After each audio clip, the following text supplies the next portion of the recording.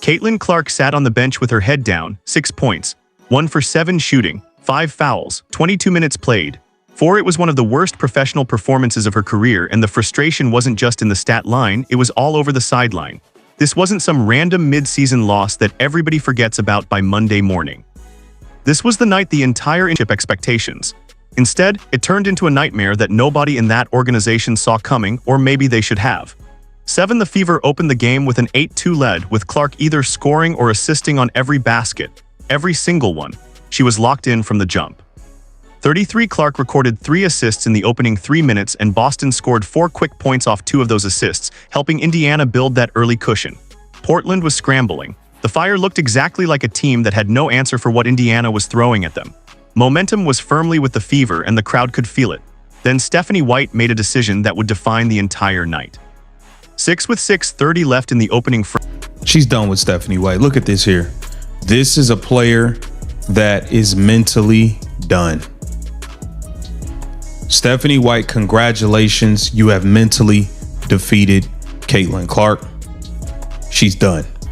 Welcome to Keep the Vision. Make sure you like, comment, subscribe, share the channel, hit that bell notification and hype the video. That'd be greatly appreciated. As always, this thing is over. I'm letting it be known once again. I'm rooting for Caitlin Clark 100%. White subbed out Caitlin Clark, Lexi Hull, and Aliyah Boston players off the floor when the game was going exactly the way Indiana needed it to go.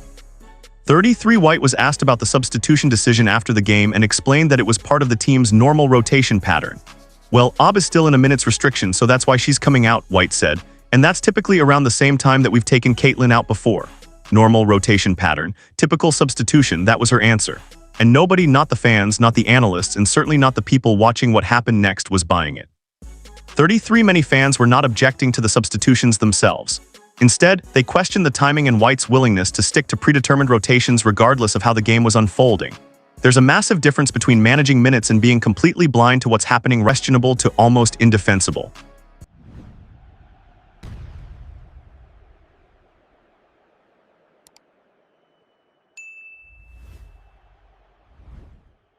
While the entire basketball world was debating the substitution timing, one voice cut through the noise with a fact that almost nobody was paying attention to.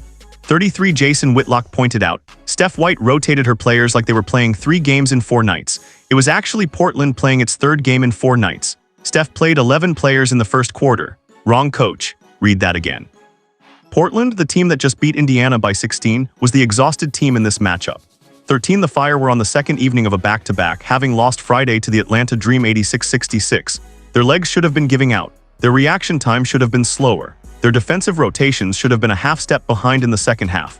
Everything about the schedule said Indiana had a built-in advantage before the ball was even tipped. And what did White do with that advantage? She threw it away.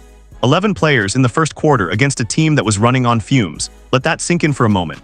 When your opponent is carrying that kind of cumulative physical load, every sports science textbook in the world tells you the same thing: you exploit it. You keep your best lineup on the floor for extended stretches.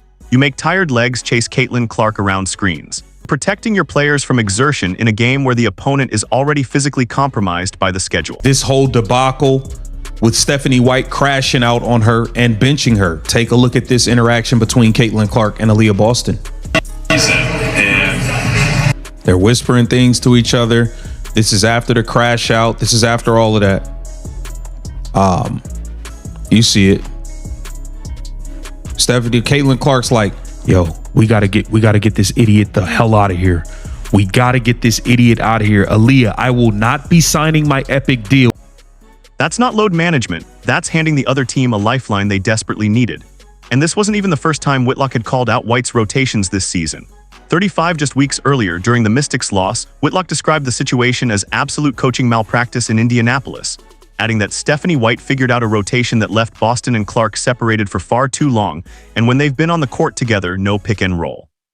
The pattern isn't new. The tactical issues aren't isolated to one bad night, and the consequences are becoming more measurable with every game.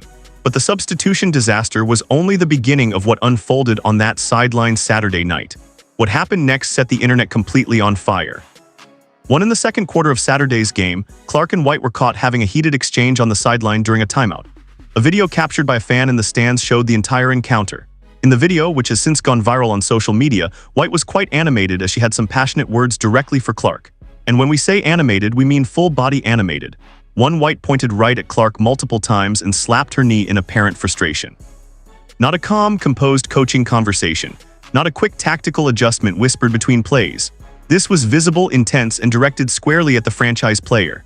9 at first. Stephanie White rotated her players like they were playing 3 games in 4 nights. It was actually Portland playing its 3rd game in 4 nights. Stephanie White played 11 players in the first quarter. Wrong coach. Fire that bozo. Fire that bozo. There is no reason to play 11 different players in 1 quarter. This lady wants to be the smartest person in the room. That's the dangerous person to me. I never want to. I don't feel like I'm the smartest person in the room. I damn sure am. First, Clark did not respond to White as she calmly drank water on the bench in footage.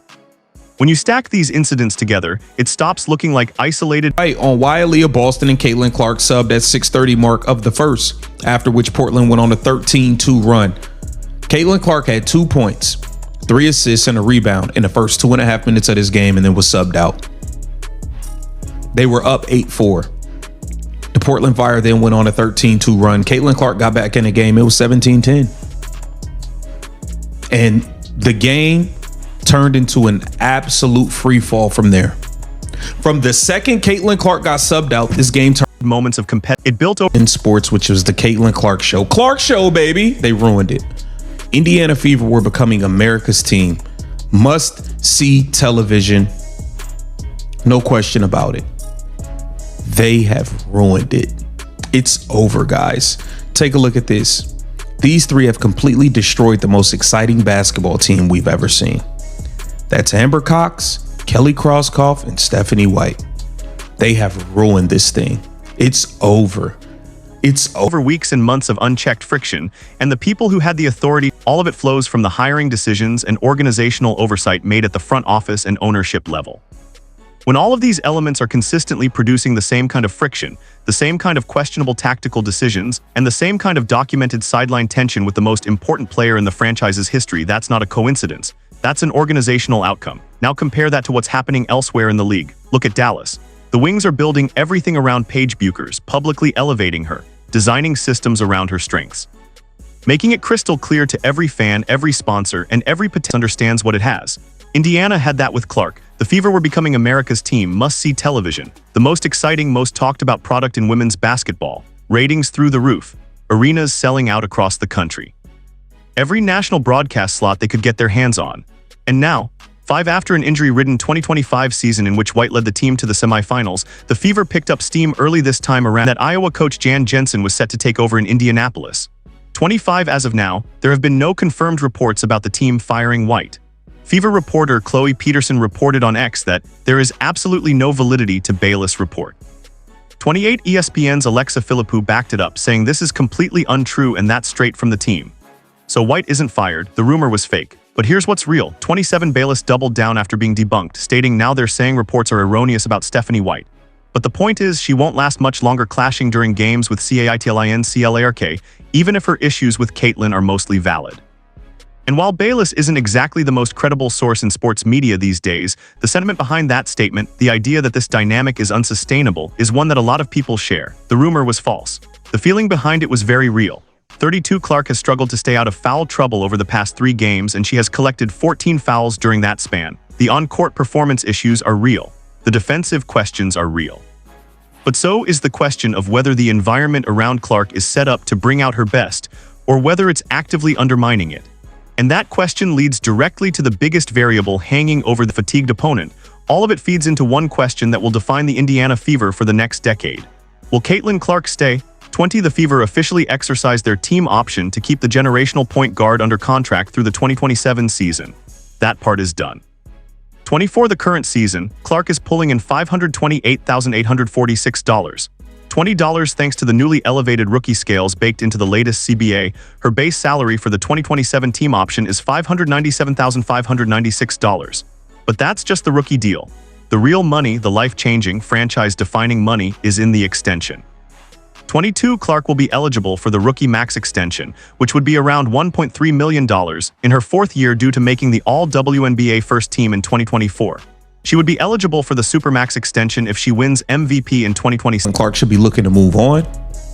I think Caitlin Clark deserves better. Aaron Kane, do your damn job. Where the fuck are you at? Where are you?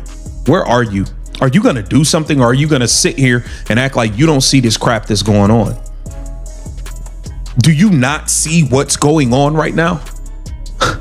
Look at what they have done to the biggest star in the sport. We watch every other team. We watch the Dallas Wings lean into Paige Beckers and prop her up. We watch all these other teams lean into their stars and prop games last season. Through 8 games, however, Indiana sits at .500 and has struggled to sustain momentum. That's the gap between expectation and reality. And the gap is growing with every game that produces another viral moment for all the wrong reasons. 7, they will have an opportunity to respond quickly when they host Angel. Hit the bell so you don't miss Thursday's coverage when the Fever host the Dream. Because one way or another, what happens next is going to be significant. We'll see you then.